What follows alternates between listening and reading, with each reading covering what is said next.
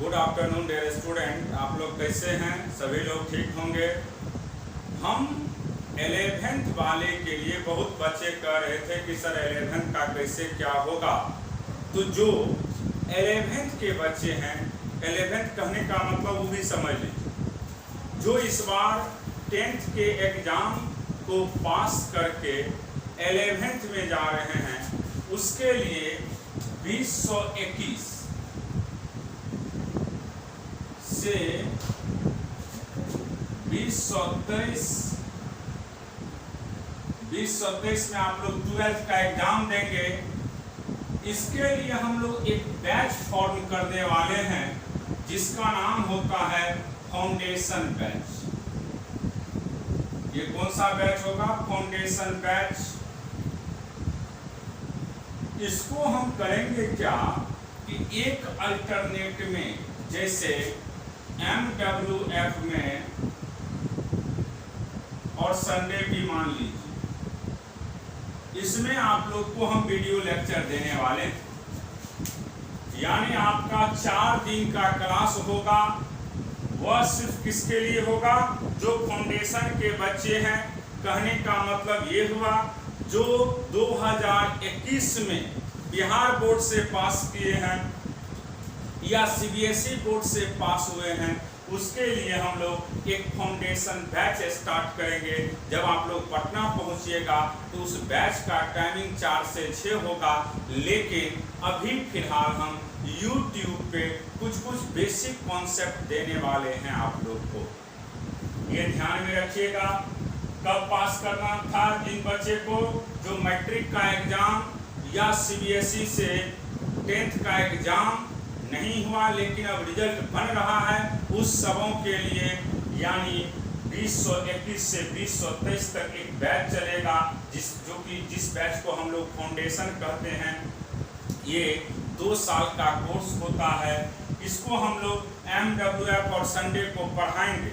अब देखिए इसमें क्या क्या आपको समझना होगा बेसिक चीज में, उसको भी समझाते हैं हम। पहले बेसिक कंसेप्ट में क्या क्या आता है इस सभी पहलू को क्लियर कर देंगे, उसके बाद पढ़ाना स्टार्ट करेंगे आप लोग को। आज हम सिर्फ इंफॉर्मेशन दे रहे हैं अच्छा से कि आप लोग को इंफॉर्मेशन मिल जाए कि कैसे क्या होगा।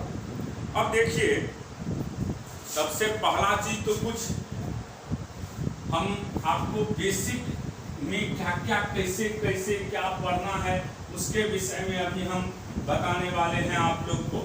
तो जितने भी 10th पास स्टूडेंट हैं वे सभी सब्सक्राइब कर लीजिएगा good luck fish classes Patna को। पहला काम क्या करना है, जो 10th के बच्चे हैं जो इस बार एग्जाम दिए हैं और अपने इर्द गिर्द जो भी आपका दोस्त है सभी को कहिएगा, पहला काम कि गुड लक फिश क्लासेस को सब्सक्राइब करें, लाइक करें और शेयर भी जरूर करिए अपने ग्रुपों में, ताकि ज़्यादा से ज़्यादा लोग इससे जुड़ सके। अब देखिए बेसिक मैथमेटिक्स, बेसिक कंसेप्ट में हम लोग पहला बात करेंगे बेसिक मैथमेटिक्स का। बेसिक मैथमेटिक्स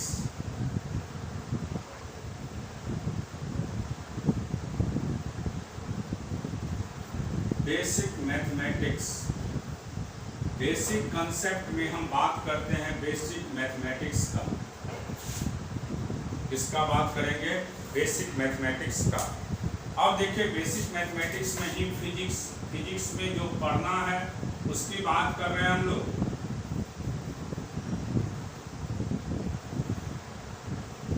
फिजिक्स जो पढ़ना है तो इसमें आपको सबसे पहला चीज पढ़ना है अलजेब्रा।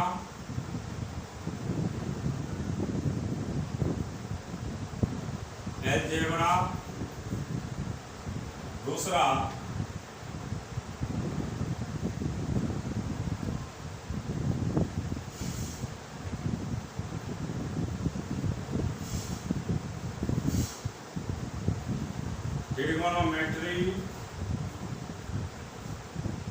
ट्रिगोनोमेट्री। तीसरा आपका हो गया, पहला अलजेब्रा पढ़ना पड़ेगा, ट्रिगोनोमेट्री पढ़ना पड़ेगा। तीसरा कोऑर्डिनेट ज्योमेट्री के विषय में भी पढ़ना पड़ेगा।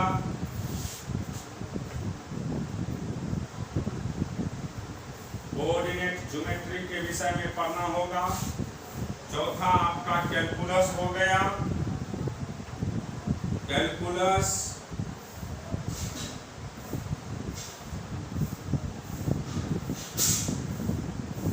कैलकुलस मैथ का ही पार्ट है इसमें। जैसे डिफरेंशिएशन की बात करेंगे हम लोग, पहला जो डिफरेंशिएशन पढ़ाएंगे आप लोग को, पांचवा में इंटीग्रेशन बहुत ही इंपॉर्टेंट चीज है। और छठा आपको जो पढ़ाया जाएगा इसमें वह होगा vector and graph, vectors and graph. तो ये आपका अभी बेसिक का कंसेप्ट है। इसमें हम लोग 8 से 10 क्लास लेंगे और सभी बेसिक चीज़ आप लोग का क्लियर हो जाएगा। तो इसी बेसिक को समझाने के लिए हम लोग एक क्लास स्टार्ट करेंगे, जैसे जिसमें क्या क्या पढ़ना है वो हमने लिखा दिए हैं। बेसिक मैथमेटिक्स जो कि फिजिक्स में यूज होता है, पहला अलजेब्रा है, दूसरा ट्रिगोनोमेट्री है, तीसरा कोऑर्डिनेट ज्योमेट्री है, चौथा कैलकुलस है जिसमें पहला चीज डिफरेंशिएशन और इंटीग्रेशन के विषय में पढ़ना है, और लास्ट में वेक्टर यानी ग्राफ के विषय में पढ़ना है। अब देखिए हम बात कर रहे हैं यहाँ पे सबसे पहले अलजेब्रा।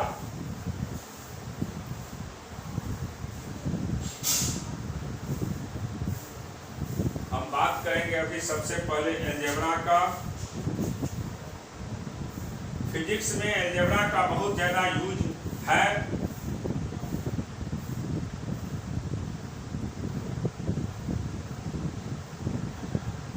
अलजेब्रा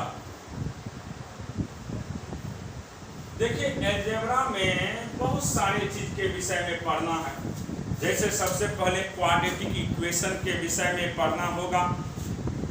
क्वाड्रेटिक सबको समझने से पहले हम एक दो बेसिक चीज के विषय में आप लोग को बताने वाले हैं। जैसे x पे पावर 0, किसी भी चीज पे 0 पावर होता है जिसका वैल्यू कितना होता है 1। सभी लोग को पता है एनी नंबर्स, कोई भी टर्म्स रहे, किसी भी टर्म पे अगर 0 पावर होता है तो उसका निश्चित वैल्यू कितना होता है 1। अब आपके मन में आएगा कि 1 कैसे होता है, इसको थोड़ा प्रूव करिए। तो देखिए सबसे पहला काम क्या है कि 1, इसको हम ऐसे लिख सकते हैं 1 - 1 ए पे पावर 1 - 1, हाँ या ना। 1 में से 1 गया तो 0 होगा, इसमें तो कोई शक नहीं होना चाहिए। 1 में से 1 को घटाएंगे तो क्या होगा 0। तो क्या इसको लिख सकते हैं a पे पावर 1 इंटू a पे पावर -1, हाँ या ना। a पे पावर 1 इंटू a पे पावर -1। और आप जानते हैं अब कि अगर a पे पावर 1 है तो 1 होगा, ऊपर में माइनस पावर है, नीचे आएगा तो प्लस हो जाएगा। तो इसको हम ऐसे लिख सकते हैं a पे पावर 1 अपॉन a पे पावर 1, कट के कितना हो जाएगा 1। तो याद यही रखिएगा कि किसी भी चीज पे अगर 0 पावर होता है तो उसका वैल्यू कितना होता है 1 होता है। किसी भी चीज पे 0 पावर होगा तो निश्चित उसका वैल्यू 1 होगा। अब हम बात करते हैं आप लोग को समझाने के लिए। जैसे देखिए कुछ चीज और समझिए।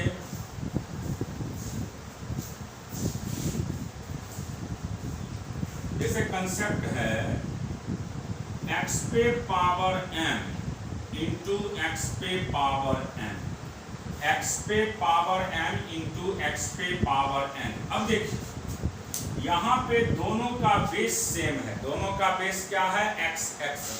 अगर बेस सेम है तो निश्चित इसका पावर क्या होगा, और इनटू में क्या है, इनटू में है तो निश्चित इसका पावर ऐड होंगे। तो याद इतना रखिएगा आप लोग कि इनटू में जो भी पावर होता है वह क्या होते हैं, ऐड होते हैं। इनटू में जो भी पावर होता है वह क्या होता है, ऐड होता है। x पे पावर m, x पे पावर n, इसको डिवीजन कहते हैं। अब देखिए डिवीजन में जब रहेगा तो ऊपर ले जाइएगा x पे पावर m, नीचे में पावर प्लस है, ऊपर जाएगा तो पावर क्या होगा, माइनस होगा। जिसको हम लोग लिख सकते हैं x पे पावर m माइनस n। तो सिंपल याद रखिएगा कि जब डिवीजन को हम एक साथ ले जाते हैं तो उसका जो भी पावर रहेगा सब्सट्रैक्ट होगा, लेकिन मल्टीप्लिकेशन में पावर हमेशा क्या होता है, ऐड होता है। ये बेसिक पहलू है। इसमें बहुत सारे चीज के विषय में आप लोग को पढ़ना है, जैसे आप लोग पढ़े भी हैं अलजेब्रा में। जैसे सिंपली समझिएगा आप लोग, a प्लस बी का होल स्क्वायर की बात करते हैं तो इसका simple formula A square plus 2ab plus B square होता है। फिर दूसरा फार्मूला a माइनस बी का होल स्क्वायर की बात करते हैं तो इसका सिंपल फार्मूला होता है a square minus 2ab plus B square. फिर इसी तरीका से अगर कोई पूछेगा आपसे कि बताइए ए स्क्वायर प्लस बी स्क्वायर का ए स्क्वायर माइनस बी स्क्वायर की बात करिए, इसका सिंपल फार्मूला याद रखिएगा ए plus B into A minus B. A plus B into A minus B को क्या कहते हैं हम लोग, ए स्क्वायर माइनस बी स्क्वायर। ए स्क्वायर माइनस बी स्क्वायर की बात करेंगे तो ए plus B into A minus B. इसके बाद नेक्स्ट फार्मूला जैसे मान लीजिए ए स्क्वायर प्लस बी स्क्वायर है तो इसका सिंपल फार्मूला होगा ए प्लस बी का होल स्क्वायर माइनस 2ab। एक तो ये हो गया और दूसरा ए माइनस बी का होल स्क्वायर प्लस 2ab। तो ये इसका बेसिक फार्मूला हो गया। ए स्क्वायर प्लस बी स्क्वायर की बात करेंगे तो ए प्लस बी का होल स्क्वायर माइनस ए माइनस बी का होल स्क्वायर। कहीं पे लिखा रहेगा आपको ए स्क्वायर ए प्लस बी प्लस सी का होल स्क्वायर की बात करिए तो इसका सिंपल फार्मूला होता है A square plus B square plus C square plus 2ab plus 2bc plus 2ca। तो ये सब बहुत सारे बेसिक कॉन्सेप्ट है। अभी फिलहाल एकाएक तो हम सब नहीं देंगे रटने के लिए, कोशिश कर रहे हैं कि थोड़ा बहुत आप लोग को फार्मूला याद हो जाए, इसी के लिए हमने कुछ फार्मूला लिखे हैं यहाँ पे। अब देखिए इसके आगे की बात करते हैं हम लोग। जैसे a प्लस बी का होल क्यूब तो इसका सिंपल फार्मूला होता है a cube plus 3ab into A plus B plus B cube. इसको आप लोग ऐसे भी लिख सकते हैं A cube plus 3a square B plus 3ab square plus B cube. तो ये सभी इसका फार्मूला है। अगर हम बात करते हैं यहाँ पे इसी तरीका से a माइनस बी का होल क्यूब का a cube minus 3ab into A minus B minus B cube आप लोग कर भी सकते हैं। तो ये सब बेसिक चीज है, ये सब सभी को पता है। अब देखिए ये तो एक सिंपल डायग्राम, एक फार्मूला कभी कभी लोग पूछ देता है।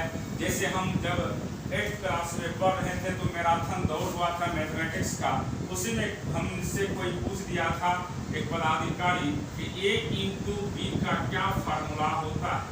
a इंटू बी का क्या फार्मूला होता है तो सिंपल याद रखिएगा a प्लस बी का whole square minus a minus B का होल स्क्वायर बाय 4। कोई पूछेगा आपसे a इंटू बी का क्या फार्मूला है तो सिंपल करिएगा a प्लस बी का whole square minus a minus B का whole square by 4। a plus B का whole square minus a minus B का होल स्क्वायर बाय 4, ये याद रखिएगा। अब देखिए अलजेब्रा में ही हम अभी बात कर रहे हैं नेक्स्ट कॉन्सेप्ट का। प्रूव भी कर सकते हैं आराम से, जैसे हमने पढ़ाए थे अभी तुरंत उसको अगर किसी के मन में आएगा सर कैसे आता है तो देखिए इसको हम थोड़ा सा बता देते हैं। जैसे हमने बोले a इंटू बी का फार्मूला a प्लस बी का whole square minus a minus B का होल स्क्वायर बाय 4। अगर इसको प्रूव करने की बात करना है तो RHS को लेकर के चलना होगा। RHS में ध्यान से देखिए क्या दिया हुआ है, a प्लस बी का whole square minus a minus B का होल स्क्वायर बाय 4। यहाँ पे बात करते हैं तो इसको लिखेंगे a square plus 2ab plus B square, a square minus 2ab plus B square by 4। यहाँ से a square plus 2ab plus B square minus a square plus 2ab minus B square by 4। ये इससे cancel हो जाएगा, ये भी इससे cancel हो जाएगा, तो बचेगा 4ab अपॉन 4 कट के क्या होगा a इंटू बी। तो अगर a इंटू बी का कोई फार्मूला पूछेगा तो सिंपल याद रखिएगा a प्लस बी का whole square, a plus B का whole square minus a minus B का whole square by 4, a plus B का whole square minus a minus B का होल स्क्वायर बाय 4। तो आप लोग अच्छा से इस सबको थोड़ा थोड़ा समझने का कोशिश करिएगा। अभी अलजेब्रा का हम बेसिक फार्मूला सब लिख रहे थे, अभी बहुत सारे चीज़ के विषय में बताएंगे आप लोग को। हम बात कर रहे हैं अलजेब्रा का ही बेसिक फार्मूला के विषय में। अब देखिए इसके बाद हम बात करेंगे इसमें क्वाड्रेटिक इक्वेशन। क्वाड्रेटिक इक्वेशन की बात कर रहे हैं।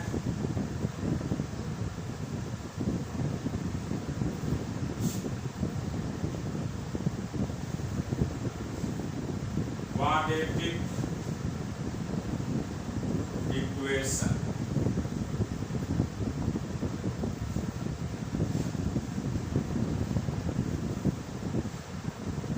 Quadratic equation. अब देखिए क्वाड्रेटिक इक्वेशन है क्या, इक्वेशन का मतलब क्या होता है इसको आपको समझना होगा। सबसे पहले कोई पूछेगा कि इक्वेशन का मीनिंग क्या होता है, तो सिंपली याद रखिएगा इक्वेशन को ही हम लोग रिलेशन के नाम से जानते हैं। कहीं इक्वेशन लिखा रहे,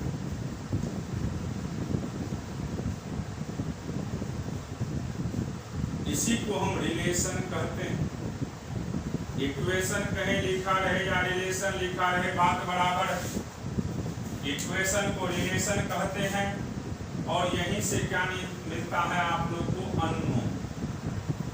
जो भी अननोन है उसका अगर वैल्यू फाइंड करना हो तो एक इक्वेशन दिया रहता है, उस इक्वेशन के मदद से हम क्या निकालते हैं, रिलेशन, और उस रिलेशन के मदद से अननोन निकलता है। क्या निकलता है, अननोन। जैसे देखिए सिंपल समझना होगा, अगर आपके पास कोई भी एक इक्वेशन है, सिंगल इक्वेशन है, तो निश्चित वहां पे अननोन भी एक ही होगा। अगर दो इक्वेशन है तो दो अननोन होगा और उसका वैल्यू आप निकाल सकते हैं। इसका मतलब ये हुआ कि जितना नंबर ऑफ इक्वेशन होते हैं उतना ही नंबर ऑफ अननोन होते हैं। दूसरे वर्ड में आप ये भी बोल सकते हैं कि जितना नंबर ऑफ अननोन होगा उतना इक्वेशन होना ही होना चाहिए। जब तक जितना अननोन है उतना इक्वेशन नहीं है तब तक ये सॉल्व नहीं हो सकता है। इसको सॉल्व करने के लिए नेसेसरी कंडीशन है कि नंबर ऑफ अननोन जितना है उतना ही क्या होना चाहिए, इक्वेशन होना चाहिए। ये क्लियर हो गया। तो आप देखिए यहाँ पे हम बात करते हैं एक एग्जाम्पल का, फॉर एग्जाम्पल। ये ध्यान में रखना है आप लोग को कि number of unknown he represent करेगा नंबर ऑफ इक्वेशन को। Number of unknown he represent करेगा नंबर ऑफ इक्वेशन को। जितना नंबर ऑफ अननोन रहेगा उतना नंबर ऑफ इक्वेशन होना चाहिए। जैसे 2x + 4 बराबर दिया है आपको 0। अब अगर कोई भी इसको देखता है तो 2x + 4 बराबर 0, यहाँ पे अननोन कितना है, एक अननोन है, तो निश्चित एक ही इक्वेशन है। तो नंबर ऑफ इक्वेशन एक है, इसलिए अननोन भी कितना है, एक। और हम यहाँ से बात करते हैं, इसको सॉल्व करते हैं तो 2x बराबर -4, तो x का वैल्यू कितना हो गया -2। फिर इसी तरीका से मान लेते हैं आपके पास x प्लस y बराबर 3 और x माइनस y बराबर 1 है। तो यहाँ पे कितना अननोन है? 2 अननोन है। यहाँ पे कितना अननोन है? 2 अननोन है, एक x है और दूसरा y है, इसलिए इक्वेशन भी कितना है? 2 है। तो नंबर ऑफ अननोन, जितना भी नंबर ऑफ अननोन होगा उतना ही नंबर ऑफ क्या चाहिए? इक्वेशन चाहिए। यानी नंबर ऑफ अननोन बराबर नंबर ऑफ इक्वेशन। तो यहाँ पे आप देख रहे हैं कि कितना अननोन है? 2 अननोन है, x और y, इसलिए 2 इक्वेशन। अब इसको सॉल्व करिए। तो यहाँ लिख देते हैं हम x प्लस y बराबर 3 है और x माइनस y बराबर 1 है। ये दोनों को ऐड करिए, ये कट गया तो 2x बराबर 4 हो जाएगा। x का वैल्यू 2 होगा, एक आंसर ये हो गया। किसी एक में पुट करिएगा तो y का भी वैल्यू आपको निकल जाएगा 1। यही दूसरा इक्वेशन हो गया। इसका मतलब ये हुआ कि इक्वेशन रिप्रेजेंट करेगा अननोन को और अननोन भी रिप्रेजेंट करेगा इक्वेशन को। इसका मतलब ये होता है कि जितना आपके पास इक्वेशन है उतना ही क्या होगा? अननोन होगा। इसका मतलब 3 इक्वेशन है तो 3 अननोन होगा, 4 इक्वेशन है तो 4 अननोन होगा। तो 3 इक्वेशन है तो कितना अननोन होगा? 3 इक्वेशन है तो 3 अननोन होगा। 3 इक्वेशन है तो निश्चित 3 अननोन होगा। अब देखिए इसका मतलब ये हुआ कि इक्वेशन ही रिप्रेजेंट करता है अननोन को और अननोन ही रिप्रेजेंट करता है इक्वेशन को। अब हम बात करते हैं क्वाड्रेटिक इक्वेशन। क्वाड्रेटिक इक्वेशन का मतलब क्या होता है? कोई पूछता है आप लोग से, आप लोग 10th कर चुके हैं, क्वाड्रेटिक इक्वेशन इसका मीनिंग क्या होता है? अगर कोई पूछ देगा आपसे कि क्वाड्रेटिक इक्वेशन का मीनिंग क्या होता है? क्वाड्रेटिक का मतलब होता है, मान लेते हैं लिखा रहता है क्वाड्रेटिक इक्वेशन है, इसको सॉल्व कर। तो क्वाड्रेटिक इक्वेशन है, इसका मतलब इक्वेशन 1 है। 1 इक्वेशन 1 है। ध्यान रखिएगा, क्वाड्रेटिक इक्वेशन की बात करते हैं तो 1 इक्वेशन है और 1 अननोन है। 1 इक्वेशन है तो निश्चित 1 अननोन भी होगा। 1 इक्वेशन है तो निश्चित कितना अननोन होगा? 1 अननोन होगा। और इसका कितना वैल्यू होगा उसको समझना होगा। उसका वैल्यू होगा आपको 2 वैल्यू। क्वाड्रेटिक इक्वेशन है तो क्वाड्रेटिक इक्वेशन का मतलब होता है एक इक्वेशन। क्वाड्रेटिक इक्वेशन का मतलब क्या होता है? एक इक्वेशन है आपके पास, एक इक्वेशन है और 1 अननोन है, लेकिन इसका वैल्यू कितना है? 2 वैल्यू। अब आपके मन में क्वेश्चन आएगा ऐसे कैसे संभव है? अभी आपने बोले हैं कि मान लीजिए एक अननोन है तो एक इक्वेशन होगा, लेकिन क्वाड्रेटिक इक्वेशन में 1 इक्वेशन है, 1 अननोन होना चाहिए तो 2 वैल्यू कैसे मिलेगा? तो इसी को अभी हम समझाने वाले हैं एक डायग्राम से। तो फिलहाल इतना याद रखिएगा कि क्वाड्रेटिक अगर किसी भी इक्वेशन पे 2 पावर होता है, मैक्सिमम कितना पावर? 2 पावर, तो उसको क्या कहते हैं? क्वाड्रेटिक। 2 से ज्यादा हो गया तो उसको हम लोग पॉलिनोमियल फंक्शन कहते हैं। क्या कहते हैं? पॉलिनोमियल। जैसे आपको इसी को समझाने के लिए एक डायग्राम हम लेते हैं। जैसे मान लीजिए यहाँ पे हम लिख रहे हैं डायग्राम में, ध्यान से समझिएगा इस चीज को। मान लो बाबू यहाँ पे एक, मान लीजिए ग्राउंड से एक बॉल को आप फेंक रहे हो। ये आपका ग्राउंड है, ये ग्राउंड है आपका।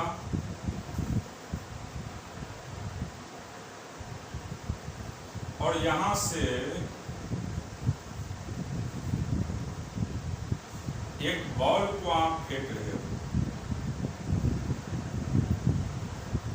फेंक रहे हैं वेलोसिटी से आपने फेंका, ये बॉल मान लो यहाँ जाता है और ये हाइट आपके पास दिया हुआ है h। अब जैसे ही ये बॉल ऊपर जाएंगे, ऊपर तो जाएगा ही, और निश्चित है ऊपर से कहाँ गिरेगा, नीचे की तरफ गिरना भी तय है। ये यहां तक आएंगे तो ऑब्वियस बात है बॉल एक बार जाने का टाइम यहाँ पे t बराबर t1 होगा और यहां से यहां तक आने का टाइम t बराबर t2 होगा। तो देखिए आपके पास एक इक्वेशन है, एक क्वाड्रेटिक इक्वेशन है और एक ही अननोन है, लेकिन वैल्यू उसका कितना है, 2।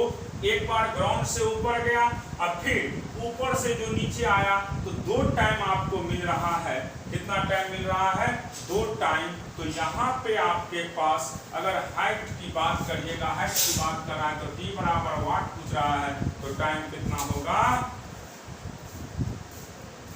टाइम तो एक ही है अननोन, टाइम है, ये टाइम है अननोन, 1 अननोन है, 1 अननोन, लेकिन वैल्यू इसका कितना होगा बाबू, 2 वैल्यू, 2 वैल्यू। तो ध्यान में रखिएगा कि क्वाड्रेटिक इक्वेशन में एक ही इक्वेशन का कितना वैल्यू होता है, 2 वैल्यू होता है, इसलिए उसका नाम क्या पड़ गया है, क्वाड्रेटिक। तो फाइंड, आपसे पूछा जाएगा find time when ball is at height h। जब बॉल h हाइट पे जाएगा तो टाइम का क्या वैल्यू होगा। तो ये सब अब आप काइनेमेटिक्स में पढ़िएगा। तो फिलहाल इतना याद रखिएगा कि क्वाड्रेटिक इक्वेशन में एक ही इक्वेशन होते हैं और एक ही अननोन, लेकिन वैल्यू कितना मिलता है, 2। वैल्यू कितना मिलता है, 2। अब क्वाड्रेटिक इक्वेशन का फॉर्म को समझा रहे हैं, तो देखिए ध्यान से,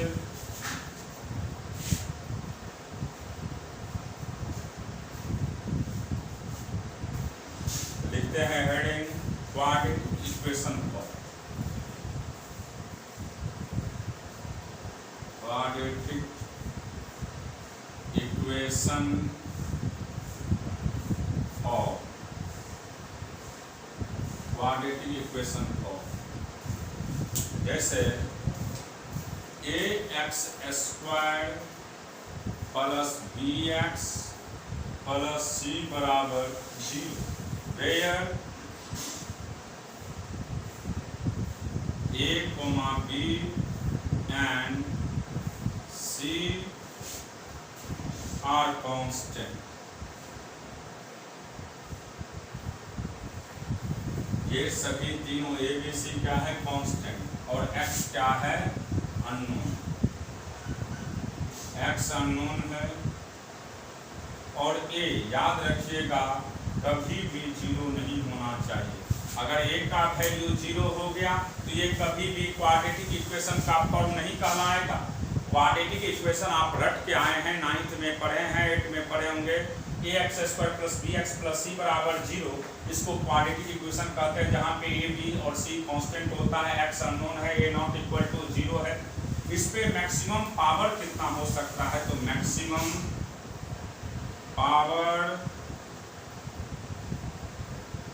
of x is 2। Maximum power x की बात करते हैं तो कितना होगा, 2। अगर 2 से ज्यादा हो गया तो वह क्वाड्रेटिक नहीं कहलाएगा, वह पॉलिनोमियल कहलाएगा। लेकिन अगर x पे पावर 2 है तो वह क्वाड्रेटिक कहलाएगा। क्लियर हो रहा है। अब देखिए इसको जब सॉल्व करते हैं हम लोग, तो इसका जब सॉल्व करिएगा इसको, तो आप लोग को पता है यहाँ पे x की बात करते हैं तो minus b plus minus under root B square minus 4ac by 2a। अब देखिए x का यहाँ पे जो वैल्यू है वह है आपके पास minus B plus minus under root B square minus 4ac/2a, जहाँ पे डेल्टा का मतलब होता है बी स्क्वायर माइनस 4ac। अब समझना होगा आपको, यहाँ पे इसका दो वैल्यू होगा, एक प्लस में होगा एक माइनस में होगा।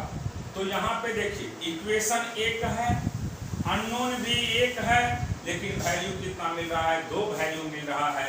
एक x1 मिलेगा आपको, और x1 की बात करते हैं तो minus B plus under root B square minus 4ac/2a, and x2 की बात करते हैं हम लोग, x2 का वैल्यू होगा minus B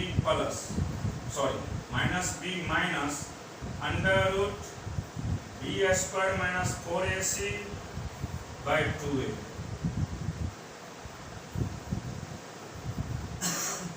minus B minus under root B square minus 4ac/2a। तो देखिए दो यहाँ पे x का दो वैल्यू हो गया, एक प्लस वाला वैल्यू हो गया और एक माइनस वाला वैल्यू हो गया, इसीलिए अननोन एक है लेकिन वैल्यू कितना मिल रहा है आपको, दो वैल्यू मिल रहा है। अननोन एक है लेकिन वैल्यू कितना मिल रहा है, दो आपको वैल्यू मिल रहा है। देख रहे हैं सभी लोग।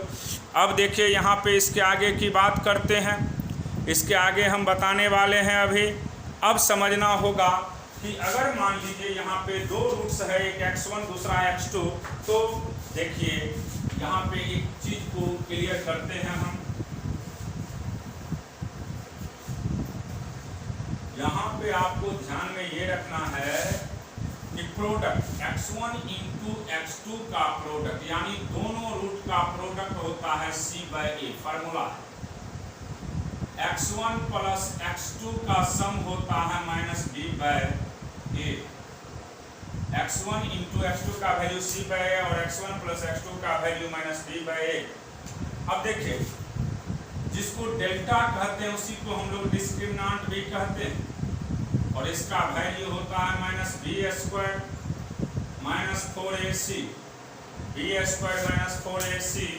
अब देखिए अगर डिस्क्रिमिनेंट यानी डेल्टा का वैल्यू नॉट इक्वल टू 0 है, अगर डेल्टा का वैल्यू नॉट इक्वल टू 0 है तो याद रखिएगा कि निश्चित अगर डेल्टा का वैल्यू नॉट इक्वल टू 0 है देन x1 कभी भी बराबर नहीं होगा किसका, x2 का। जब डेल्टा का वैल्यू नॉट इक्वल टू 0 है तो रख जाइएगा कि यहाँ पे x1 और x2 का वैल्यू सेम नहीं होगा, लेकिन अगर डेल्टा का वैल्यू 0 हो जाता है तो याद रखिएगा ये भी यहाँ निश्चित x1 बराबर क्या होगा, x2 होगा। तो दो कंडीशन है, अगर डेल्टा नॉट इक्वल टू 0, अगर डेल्टा नॉट इक्वल टू 0 तो x1 not equal to x2, delta 0 तो x1 बराबर क्या होगा, x2 होगा। x1 बराबर क्या होगा, x2। तो एक एग्जांपल के थ्रू समझा रहे हैं। फॉर एग्जांपल देखिए 2x square minus x minus 3 बराबर 0, तो ये भी क्वाड्रेटिक है। यहाँ पे अगर a की बात करते हैं तो a का वैल्यू 2 होगा, b का वैल्यू -1 होगा और c का वैल्यू -3 होगा।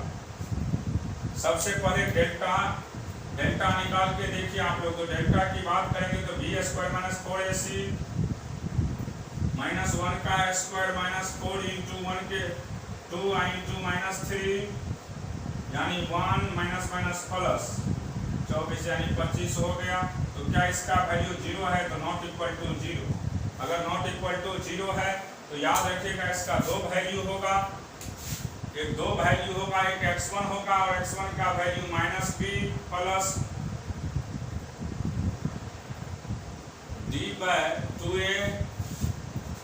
तो यहाँ से -b तो -1 plus minus under root 25/2 into 1 के बदले 2 कर दीजिए।